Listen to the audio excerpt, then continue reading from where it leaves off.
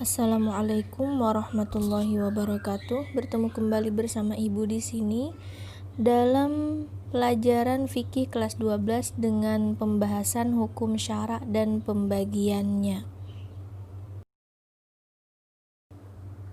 Hukum syara' terbagi menjadi 4. Yang pertama adalah al-hakim, yang kedua al-hukmu, yang ketiga adalah al-mahkum fih, dan yang keempat adalah al-mahkum alaih.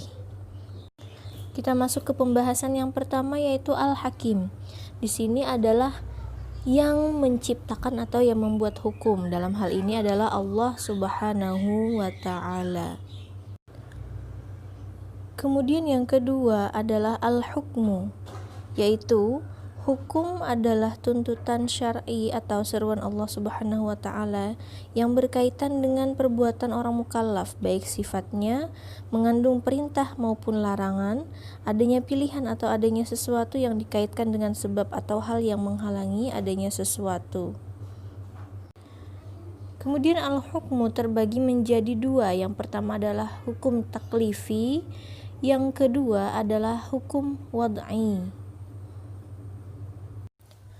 Hukum taklifi adalah hukum yang mengandung tuntutan dan anjuran untuk mengerjakan atau meninggalkan suatu perbuatan dengan status hukum tertentu.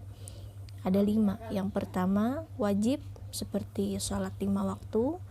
Kemudian yang kedua adalah sunnah, seperti hal-hal yang berkaitan dengan ibadah sunnah. Kemudian haram, sesuatu yang jelas dilarang. Kemudian makruh, sesuatu yang jika ditinggalkan kita mendapatkan pahala dan jika dikerjakan kita tidak berdosa. Kemudian yang terakhir adalah mubah, yaitu hal yang boleh kita kerjakan dan boleh kita tinggalkan.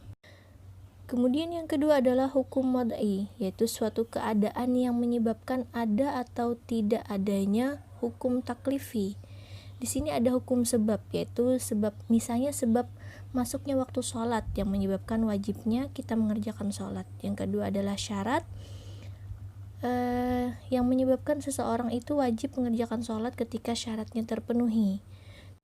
Yang ketiga adalah mani' atau penghalang, misalnya perempuan yang haid tidak boleh mengerjakan sholat. Yang keempat, azimah, itu adalah hukum secara umum seperti kewajiban sholat bagi perempuan dan laki-laki. Sedangkan rukhsah adanya keringanan yang disebabkan oleh adanya uzur atau alasan tertentu.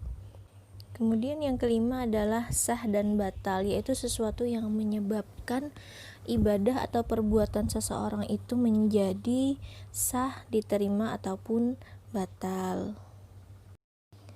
Unsur yang ketiga dalam hukum syara' adalah al-mahkum fih, yaitu perbuatan orang mukallaf yang berkaitan dengan hukum syara' menurut Abdul Akrim Zaidan. Kemudian yang terakhir ada al-mahkum alaih, yaitu orang mukallaf yang dibebani hukum syara' atau disebut dengan subjek hukum. Syarat mukallaf yang pertama adalah berakal, bahwa seseorang itu sanggup memahami kitab Allah. Dalam hal ini bisa dikatakan seseorang itu bisa membedakan yang baik dan buruk, ya, bisa dikatakan juga sebagai seseorang yang telah mumayyiz. Kemudian yang kedua ada ahliyatul wujub, yaitu seseorang yang mampu menerima hak dan kewajiban. Dan selanjutnya adalah ahliyatul ada, yaitu orang yang bisa atau orang yang mempunyai kecakapan untuk bertindak, orang yang bisa mempertanggungjawabkan apa yang dia perbuat atau dia kerjakan. Baiklah anak-anak ibu sekalian, sampai di sini dulu pertemuan kita hari ini. Semoga bermanfaat, semoga dapat dipahami dengan baik. Terima kasih yang telah menyimak pembelajaran dengan baik.